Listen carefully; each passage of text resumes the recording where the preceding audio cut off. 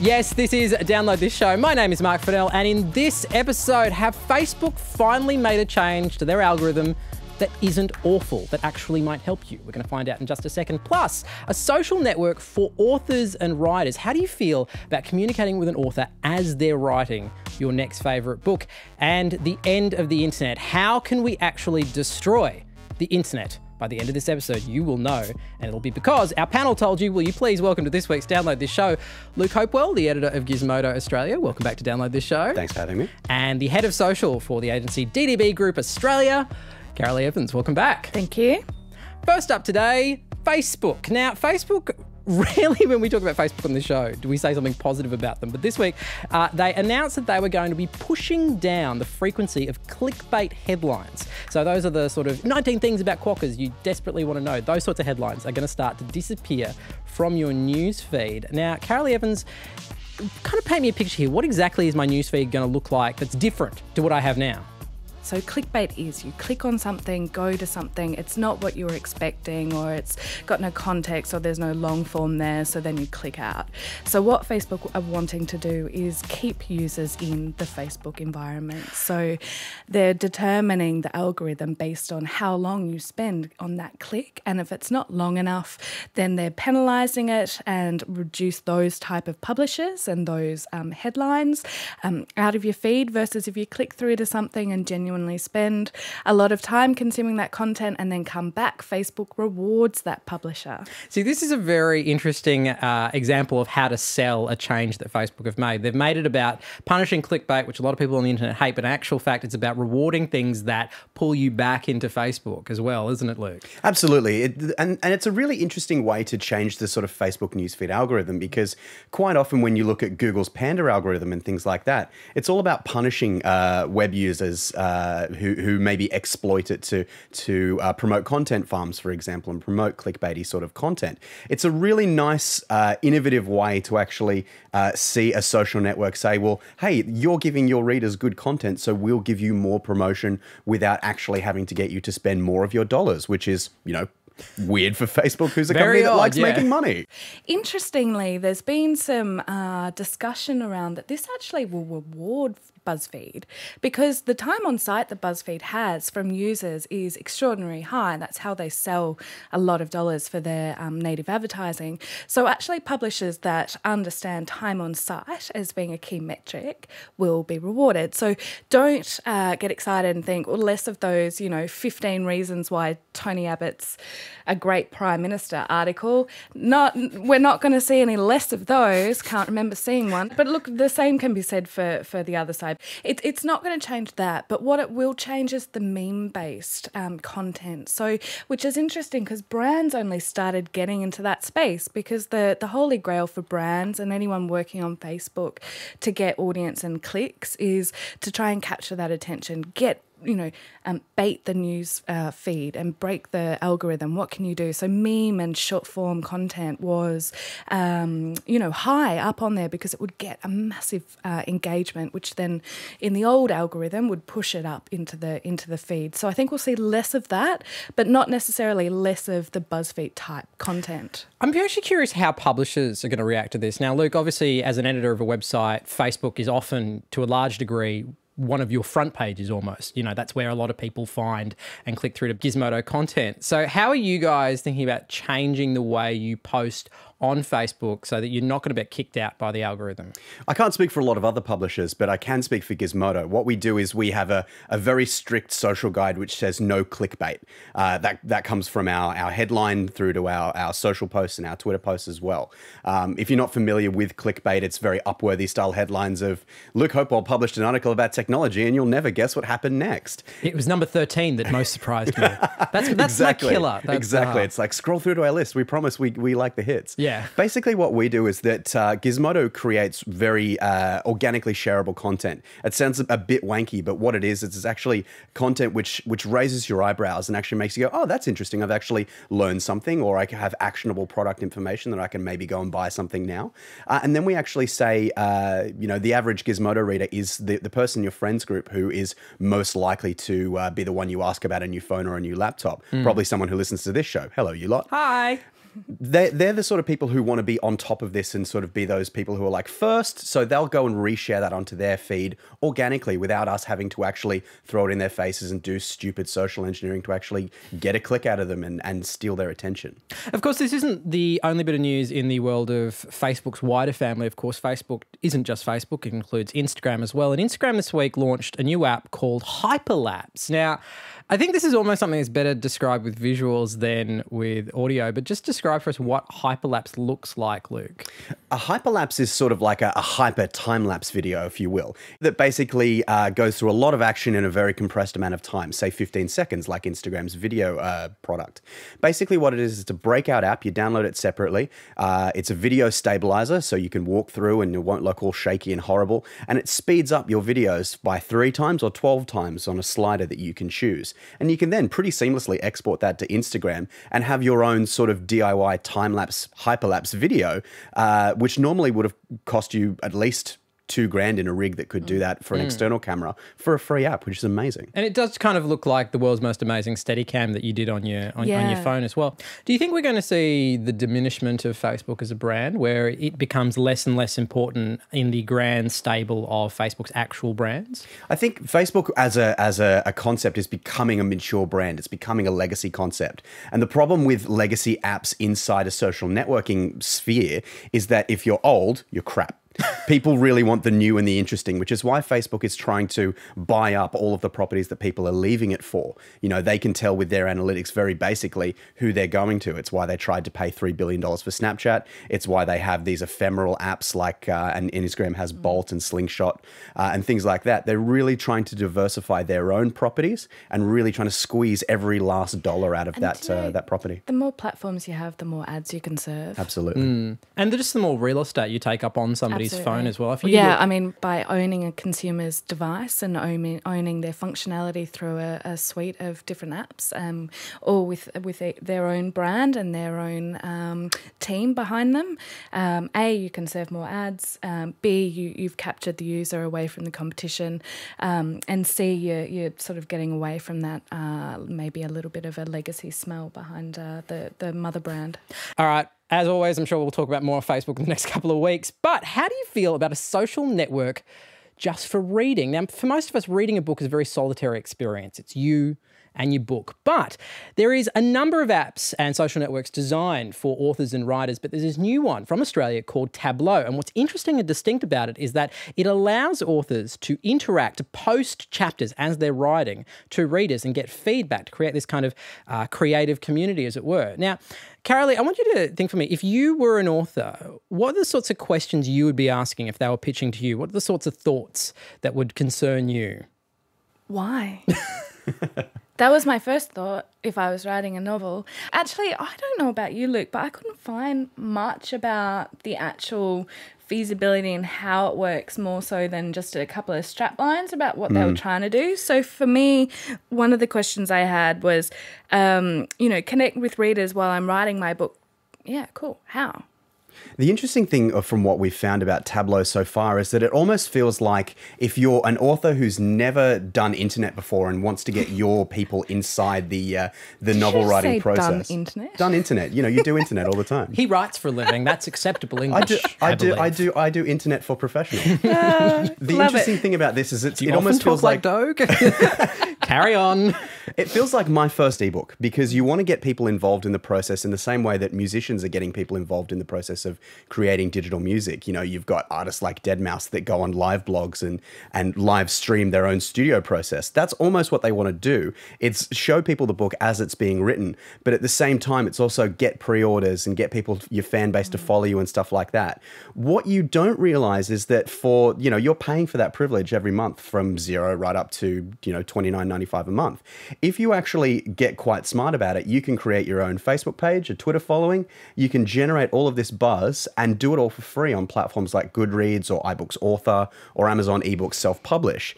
There are a lot of ways to get a book published on the platforms that Tableau offers that you can do absolutely free. So it's interesting. It's a way of sort of doing it yourself without actually doing anything in general. Yeah, I have to say, like, I've written a book and I found the experience of actually involving an audience in the writing of the book very, very effective. But it was very, very effective in the sense that I could do it on Facebook, I could do it on Twitter, these established platforms where, you know, you have a reasonable size following and you can do that. What are the sorts of advantages, if any, that Tableau does have over using the already populated social networks we have? Yeah, my mind goes to like a peer-to-peer. So I think if you were wanting to engage potential fans and readers, then existing social platforms and two-way dialogue is already there. But then I suddenly think, what if you had a community of other writers that could almost co-edit or help or guide around paragraph structure or character development? And if it was like that kind of peer-to-peer or mentor to mentee type community, I immediately go, yeah, actually, do you know what? That's like got something in it. Playing devil's advocate once again for a second, what's wrong with the now Amazon-owned Goodreads platform, which also has a huge engaged community and now feeds book data directly back into one of the largest ebook stores on the planet? What is it that you would get from Goodreads that you don't get from Tableau? Walk me through some of the details of that. Tableau does have a more integrated writer community, whereas Goodreads is something very much for the people. Goodreads is for the people who are reading your books rather than getting constructive criticism for other writers. So as far as Tableau is concerned, it's a social network for writers there, whereas Goodreads is authors talk to their readers. From that, you can post little notes on Goodreads, and you can post upcoming status updates and things like that, and also engage one-to-one with your readers and say, well, hey, you know, you're my biggest fan, you've subscribed to all of my books and you've bought them on Amazon. Do you have anything that you want to maybe contribute to the next book? What should this character do in your mind as the reader? So, and that already has a massive user base, and it costs you $0. So if you're publishing a book in a very lean ebook environment, you don't really want to be outlaying that much of a monthly cost. What are the sorts of genres of book that this might actually work for? Because there are certain genres that have a far more engaged kind of user base. Choose your own adventure. Sci-fi. Fan fiction, erotic lit. Erotic lit. Yeah, actually. And if you were playing the drinking game of waiting before download the show mentioned porn, I believe you can now take a sip. Cha-ching. How about you? What are the sorts of genres that you think might click? Growing up, I was a huge fan of the old Choose Your Own Adventure books and really go to this page if you want to do this. And in a tablet environment, you can actually have a really great 21st century Choose Your Own Adventure, which nobody's made just yet. What you need to do, though, is you need to come up with 6 different options for every single storyline, and that can become a huge pain if you don't actually have a community maybe feeding ideas to you and giving you constructive feedback. So I think definitely the erotic lit category as well, which everyone's an amateur novelist for erotic literature in the 50 Shades of Grey era. There actually is a surprising amount of mileage that you can get out of writing apps at the moment. In fact, one of the most popular apps on the Apple Store, at least at the moment, is in fact an app for writing that somehow involves Tom Hanks. Who wants to walk me through this? We both simultaneously sighed. That was great. We are talking about something called Hanks Writer, and it turns out, yes, that Tom Hanks can do more than sell a movie. He's also released this very hipstery typewriter app that does what, Luke? Basically, you can download, it's monetized by downloading and purchasing different typewriters with different typewriter sounds.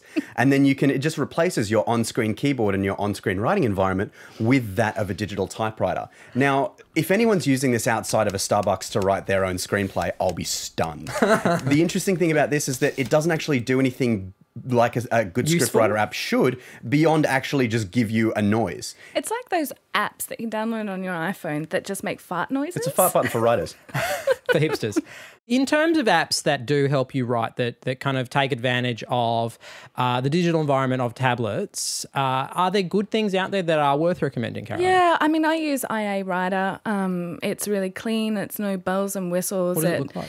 It's just like white. And you can choose your fonts, and it's a really clean writing environment. Because I don't use my iPad to write big, long things, and I think anyone that does probably is making a bad career choice. But it just is a thought starter and a place to start writing, and it seamlessly exports. I can then open it up into Word on my laptop and go from there. The last book I wrote, my laptop died halfway through writing it. Oh my God, are you one of those people that wrote a book on an iPad? I typed a good third of my book on an iPad, and I remember the notes coming back from the editor going, Did you have a stroke when you wrote this? Because there are things here that feel like beat poetry because autocorrect will fill in words that just make no earthly sense.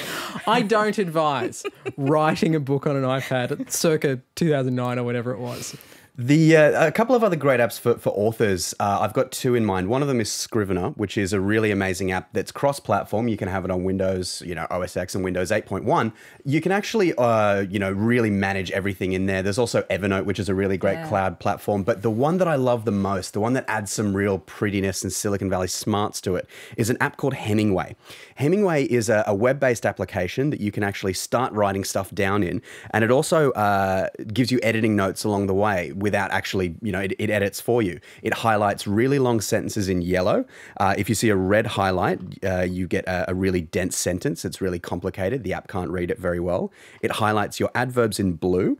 You can also utilize shorter words, which are highlighted in purple for you.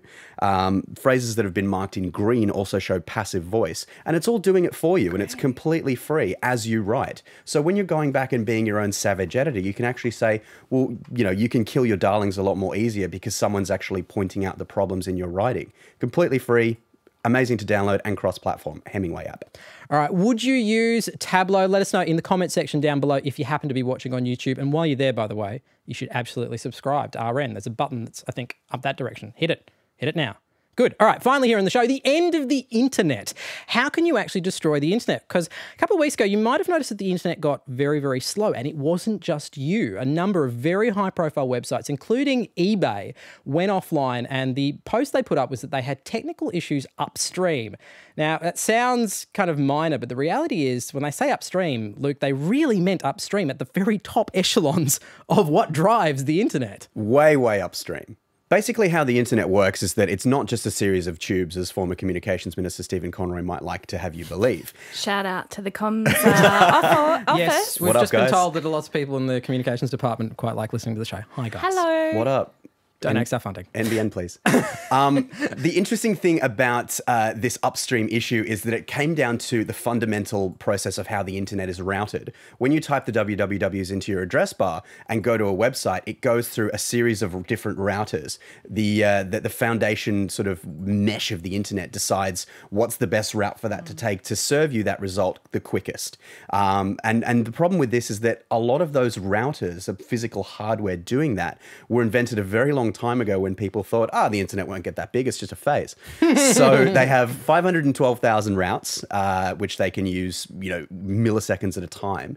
And the pipes were getting jammed. It's just as simple as that. There were more than 512,000 routes being routed at once. And as a result, the internet slowed down or crashed. This is terrifying to me. It's going to be a Michael Bay film. The mere notion to me, the internet, and I put that in inverted commas for people listening, could crash, is terrifying to me. But it did get us thinking, what are the different points, rather, where the internet is vulnerable, where it can crash? Because not that long ago, we did see a story about how there are sharks eating the wires. Cable. Just walk us through. So the notion of sharks eating the internet is naturally hilarious. But exactly what unfolded here? Sharknado. Sharknado, yeah. Oh, well. It's beautiful, though. I mean, sharks eating the internet. What better irony can you get than that? It's ready-made memes. So actually, underwater, describe for me what actually happened. What actually happened is that the way sharks hunt fish is actually really fascinating because they look for magnetic fields and disturbances and things like that. Sharks are actually magneto. When you... This isn't getting less weird. Really big helmets. Yeah. When you actually have a look at how sharks hunt fish, it's really amazing. They look at magnetic fields and things like that. And the undersea cables, yes, there are really big long wires underneath the sea that connect one country to another. You can actually see these cables put out a magnetic pulse. So sharks, when they're looking for food, think that, oh, yum, that's the world's longest piece of food that I can eat. So they actually went and attacked this cable. What happened then is they got a bit of a jolt, which was not nice for them because they've just attacked a major internet cable, and they go away. But that doesn't stop the fact that rows and rows of teeth have just tried to attack the internet. They got a jolt because they suddenly saw Two Girls, One Cup and they bit into the internet. Oh my God, so many cat memes. They look delicious. What, in your view, Luke, is the biggest threat to the internet in terms of its infrastructure globally? The internet was built a very, very long time ago by a kindly, now old gentleman called Vint Cerf and a team of very smart scientists. And they did the best they could to future-proof this thing that they had no idea was going to start wandering around in our pockets and exploding.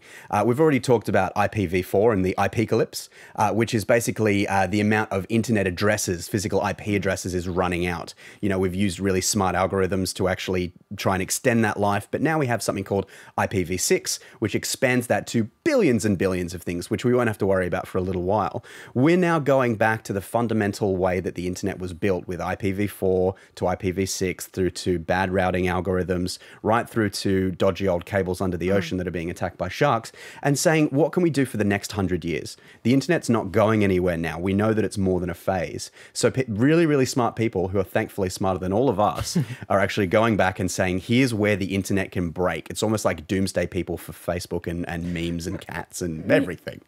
Maybe they should just stop, you know, making their little startups of apps and wearable tech that no one needs or uses, and focuses their attention on future-proofing the internet. All right, that is all we have time for in this week's edition of Download This Show. I do hope you enjoyed the episode. I also hope that you hit that subscribe button, which I'm now being told by a producer is not up. It's actually down. Wherever it is on the screen, just hit it, all right? Very big thank you to this week's panel. Karalee Evans from the agency DDB Group, thanks for coming back. Thank you. And Luke Hopewell, the editor of the tech website Gizmodo Australia, thanks for coming back. Thanks as always. And thank you for watching and subscribing to this week's episode of Download This Show.